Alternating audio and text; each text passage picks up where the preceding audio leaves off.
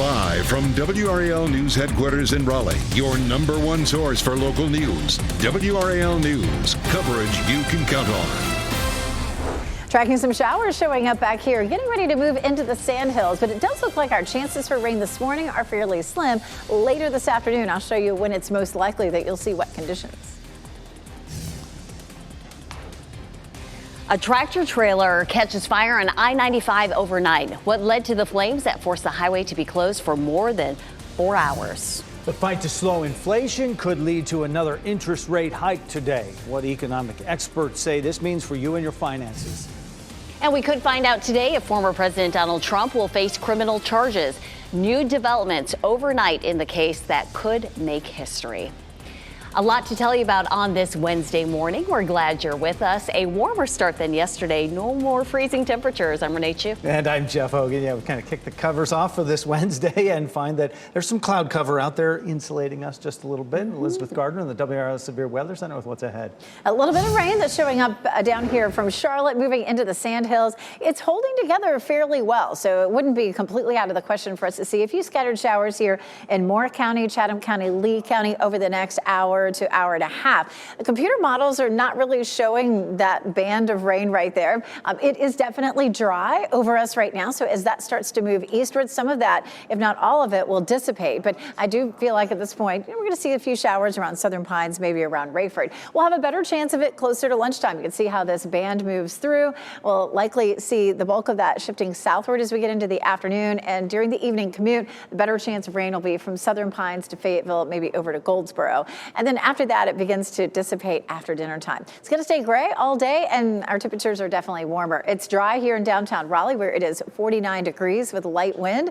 46 right now in Clinton. It's 45 in Roxborough. Pretty much everybody in the mid to upper 40s now, which is about 20 degrees warmer than it was yesterday. So I know the farmers are are happy to have a break from trying to protect their crops. Mid 50s at lunchtime. We'll see a high of 60 degrees this afternoon with an isolated shower or two, especially in our southern counties. I'll show you how much rain we could see between now and Saturday. Coming up, Brian. Just about 6:02 right now. Take you out to Durham on the west side of Durham for a live look at 147 at Hillendale Road. Looking fine in both directions right now on 147 between I-85 and I-885. Everything moving along well through downtown. Around the rest of Durham, we are all quiet. Also looking good around Wake County right now with no unusual delays showing up and no crashes reported at the moment. Brian, thank you. I-95 South near Wilson reopened at 3 this morning after a tractor trailer carrying bread caught fire. Michael Grace spoke to investigators at the scene in the WRAL Breaking News Tracker. He shows us how this all started. Michael Grace in the WRAL Breaking News Tracker in Wilson County. We're just after 3 a.m. Crews finally wrapping up on a cleanup after a tractor trailer caught on fire on I-95. Take a look at this video from the WRAL Breaking News Tracker of that scene. This happened in the southbound lane right before NC 42. The state trooper I spoke with said the driver of the tractor trailer noticed at around 10:15 that his tractor tire had caught on fire. He then pulled over, got out of the car, and from there that fire spread quickly. You can see the entire cabin destroyed, that front half of the trailer completely burnt up. The trailer was full of bread and the debris all over the road. They had to bring in all sorts of equipment to get that debris up and then into the dump trucks that they also brought out here. The good news coming out of this big mess, state troopers say that driver going to be okay. In Wilson County, Michael Grace, WRAL News. Big decision coming from our nation's central bank today. It's likely to affect your family's finances. The Federal Reserve is weighing another interest rate hike to fight inflation, but must first also consider those recent bank collapses. WRAL's Nia Hardin spoke to an economist about what today's decision means for you, and she joins us now live from Raleigh. Nia, good morning. Good morning, Jeff. Well, one local economist tells us that they do expect interest rates to hike. NC State economist Mike Walden, he says that it will likely go up by a quarter point. Other financial experts say the same. Walden also thinks we are headed to a recession. While he expects North Carolinians to feel the higher interest rates and see some layoffs, he says the state's economy will continue to grow, but warns you should keep your job. Have a plan in place for your household budget. If you do if a cutback and maybe your hours at work comes about so that you can still manage to get by just spending on the necessities. But I don't think you should get overly depressed about the future. I think the future especially in North Carolina, the economic future is very, very good. I think the next 6 to 9 months will tell the tale. The feds will make a decision and release that at 2 o'clock this afternoon. Naya Harden, WRAL News in Raleigh. And happening right now in the WRAL Live Center, we want to give you a look at stock futures this morning. Here's a look at the board, all in the red right now. The S&P 500 down 5 points, the Dow Jones down 30, and NASDAQ down 29 points. This actually is an improvement from about an hour ago when the Dow was down 45 and NASDAQ was actually down 47. Now, most are expecting a rate hike today, but some economists say the collapse of the 2 U.S. banks this month could cause the Fed to hold rates steady and give the U.S. economy some breathing room. Of course, that report comes out later this afternoon. We're going to keep an eye on stock futures and bring you the latest from the Live Center. Thanks, Michelle. This morning, a Manhattan grand jury will meet to talk about a possible indictment of former President Donald Trump. Now, this comes after Trump predicted he would be arrested yesterday for his alleged involvement in a scheme to pay hush money to adult film actress Stormy Daniels. No arrest or indictment came. The grand jury is expected to take a vote when it meets today. Overnight, we learned communications between Daniels and an attorney representing Trump have been turned over to the Manhattan District Attorney's Office. That's according to a lawyer for the adult film actress. The exchanges date back to 2018 when Daniels was seeking an attorney. This raises the possibility Trump's attorney, Joe Tacopina, could be sidelined from his defense of the former president. Tacopina denies there's a conflict, and he never talked to Daniels. We'll keep an eye on it for you. And this morning on Today, live reports from Manhattan as the grand jury reconvenes. Today airs right after this newscast, 7 o'clock on WRAL. Also today, Roanoke Rapids will release why its police chief and captain are on administrative leave. WRAL was there as the Roanoke Rapids City Council went into closed-door session Tuesday night to discuss the personnel matter. Earlier this month, Chief B.L. Martin and Captain Jamie Hardy were placed on leave with no answers as to why. The city manager is scheduled to release a statement today at 4 p.m. The city attorney said there will be no lapse in police services. Our acting chief is Gorton Williams. He's right over there. The community is, the PD is still patrolling the streets and still making arrests, and still, detectives are still investigating cases. Chief Martin and Captain Hardy have declined to share why they are on leave. Pay increases and additional bonuses are coming for hundreds of educators and bus drivers in Wake County. The Board of Education unanimously approved the measure last night. Employees with advanced degrees will get a pay raise for the first time since 2013. Bus drivers will receive an additional $200 a month for perfect attendance. The approval comes as families and students across the school system feel the impact of staffing shortages. We're looking to recruit new bus drivers to bring them in the mix because we're so short, but at the same time we want to take the necessary steps to retain our existing bus drivers, and this is an opportunity to provide them additional pay throughout the year. How will they pay for this? Well, school members say Wake Schools has savings that will cover at least some of the cost. The pay increases and new bonuses are set to take effect in July. A plan to bring federally funded health insurance to hundreds of thousands of North Carolinians is nearing final approval. Lawmakers in the State House will debate the Medicaid expansion bill today. It passed through the Senate last week. The issue of Medicaid has been debated for a decade. If it makes it through the House, it will head to the governor's desk to become law. Medicaid expansion would not officially happen, though, until the new state budget is approved. A physical education teacher and football coach at Southeast Raleigh High School is in jail, accused of sending sexually explicit messages to a student on Instagram. Almondo Brown faced a judge for the first time yesterday. The 27-year-old is charged with taking indecent liberties with a student.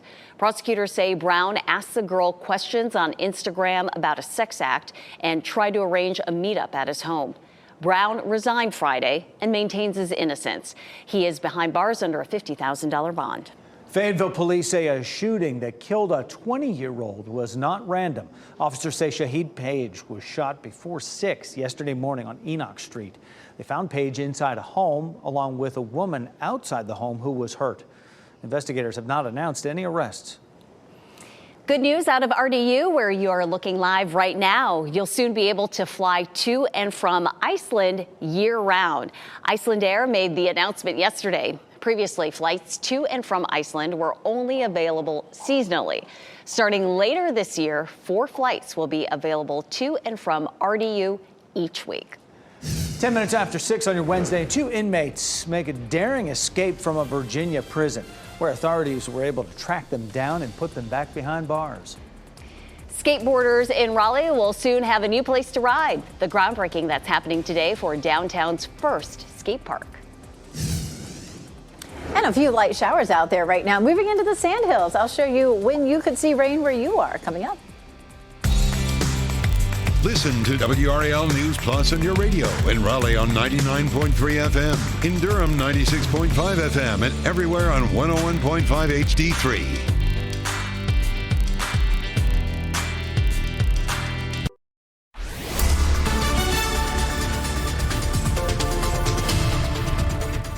6:13. Here's a live look at dual Doppler 5000 radar. A little shower that is trying to move into the Sandhills right now. This is Moore County. You can see that rain moving into Robbins. It's a very dry air mass that's sitting over us right now. So a lot of this is going to dissipate as it moves eastward. We're going to see another push that makes it into the Triangle area closer to lunchtime. We'll walk through the timeline on Futurecast coming up in just a little bit. We take a live look at Chapel Hill right now, and it is dry. A bit later on, we'll see a few showers popping up there. But whatever we see today is going to be fairly patchy and light. We have gray skies and warmer temperatures this morning. Tarboro 43, Irwin 45, Rocky Mount 45. Yesterday our temperatures were in the 20s, so a big warm up for us. Walking the dog this morning will be mostly dry, but during the late afternoon and evening we'll see a few scattered showers, a high of 60 degrees. Brian?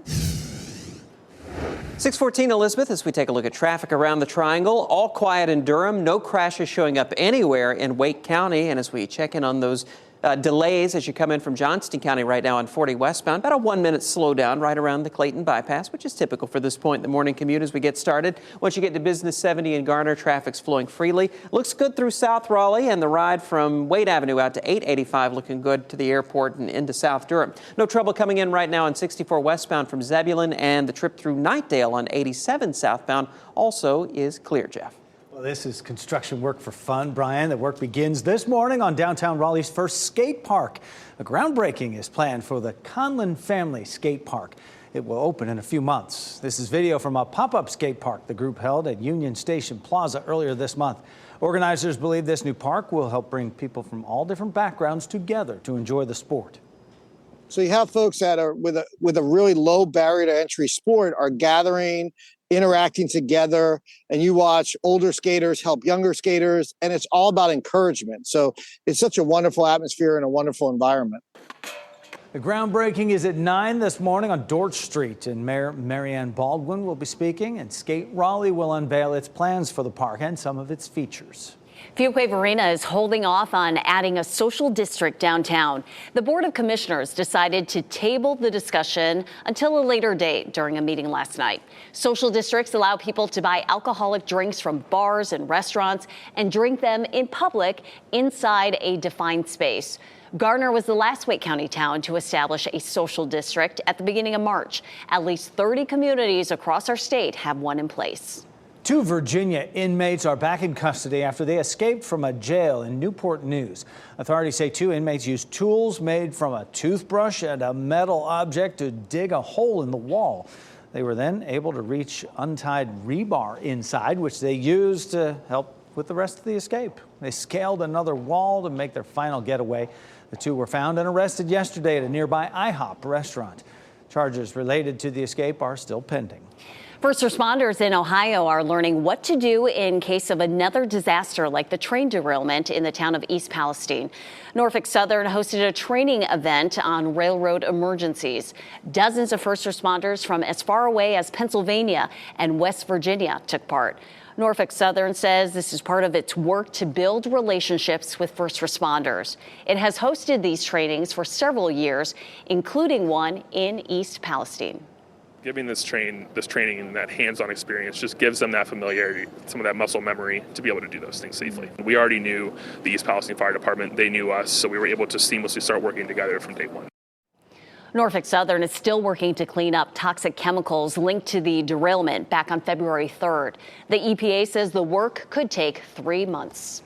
You can get free health screenings today at a mobile event in Raleigh. Blue Cross Blue Shield of North Carolina is holding a mobile clinic at Wake Tech's North Campus. It's from 10 to 4. You can get blood pressure screenings, free COVID-19 vaccines and boosters, free boxes of food for people experiencing hunger will be on hand there. And HIV and STD testing is also available until 2 this afternoon.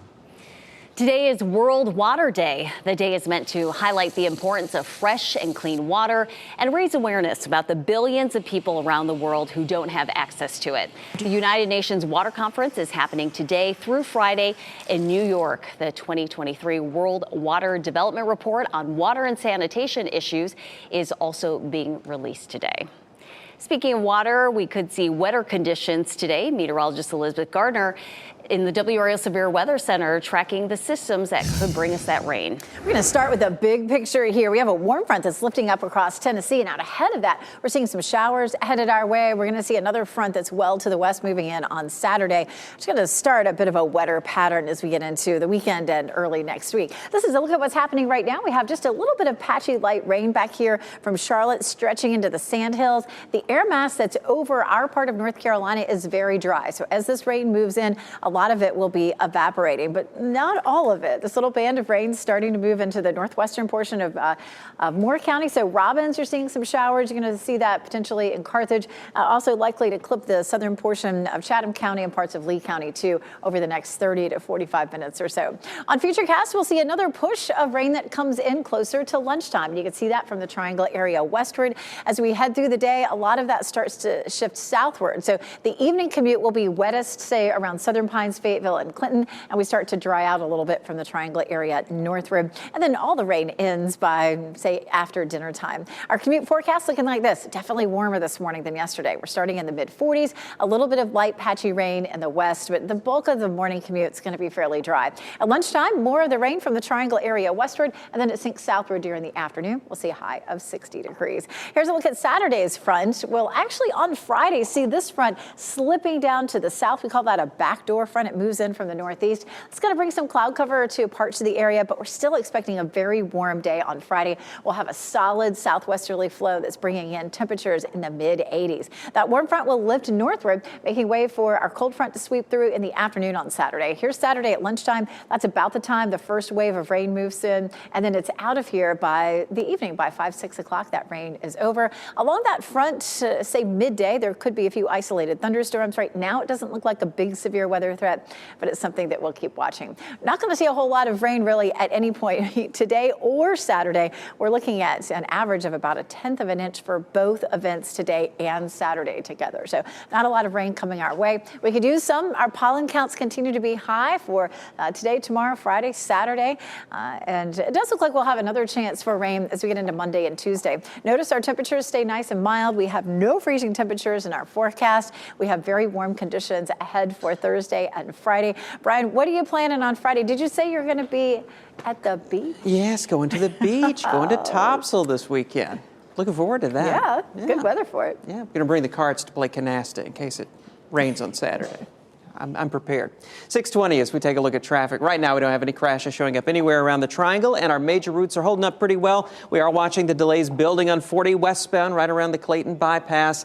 Just checked with the DOT yesterday with the construction out there asking when they hope to have those new lanes open. Still on track to open them at some point this spring between 440 and that Clayton bypass interchange. Speaking of Clayton, we're going to head out to 70 at Guy Road between Garner and Clayton. Already getting busier out there on that westbound side, seeing about a 1-minute slowdown overall from Clayton to I-40 and Garner. Brian, thanks. A bill to legalize sports betting in North Carolina is facing some of its toughest odds. The big hurdle it has to clear today in the House on its way to approval. A big new development could be coming to Chapel Hill. The plans town leaders will consider tonight that could add a 9-story building downtown. And here are your winning lottery numbers. Don't go away. What's trending is next.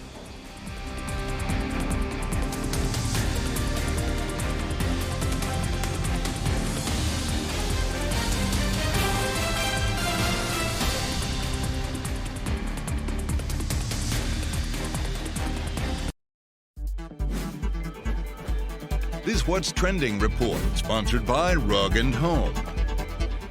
Paula Abdul is showing she still has some seriously impressive dance moves. Brian Schrader here now with What's Trending, Brian. Yeah, she posted a video to TikTok yesterday that is going viral. She and a pair of professional dancers do a flawless routine to the song Mother by Meghan Trainor. Look at them go there. Some said that this proves that Abdul should have played the mother in the music video to the song, but that role already was filled by Kris Jenner. That was straight up Paula Abdul. Wow, she definitely is so impressive. 60 years old and still slaying it. She's always been a great dancer and impressive choreographer. So talented. Straight up. I see what you did there. I was just thinking about her a couple weeks ago, so I take full responsibility for her emerging on TikTok. You manifested it. Yes. The cast of Only Murders in the Building giving a big clue about season 3. They shared these photos from the set yesterday, and it looks like Selena Gomez's character Mabel is going to be getting married. And for a lot of people, of course, it reminds them of Steve Martin and Martin Short in Father of the Bride. Well, they're not trying to hide anything out of this season 3. I mean, she's full on taking pictures and spreading them around social media. She called it just a regular day at work for her. She's stunning. But definitely the Father of the Bride, you know, flashback there too for Steve Martin. A team at Columbia University is showing us a new way to make cheesecake, 3D printing. They use the technology to whip up a 7-ingredient vegan cheesecake. Researchers say the experiment was a step toward making it practical to use 3D printing in mechanically assembled food. One of the co-authors of the study says if the printed food seems off-putting, well, it shouldn't be, because it's similar using an oven or microwave to cook food. Washington, D.C.'s famous cherry blossom trees will reach peak bloom today. The National Park Service says it'll last through this Saturday. The National Cherry Blossom Festival runs until April 16th. The annual event features a kite festival, a cherry blossom 5K, and a parade. Today, the Federal Reserve will meet. Coming up, what a rate hike could mean for North Carolinians. We're following a big shakeup here in Roanoke Rapids, where the captain and police chief are on unpaid administrative leave. Right now, we're live from the police department. Coming up at 6:30, how today we could find out the reason behind that move. And I'm tracking a little bit of light patchy rain moving into the Sandhills. I'll show you when you could expect rain where you are this morning, coming up.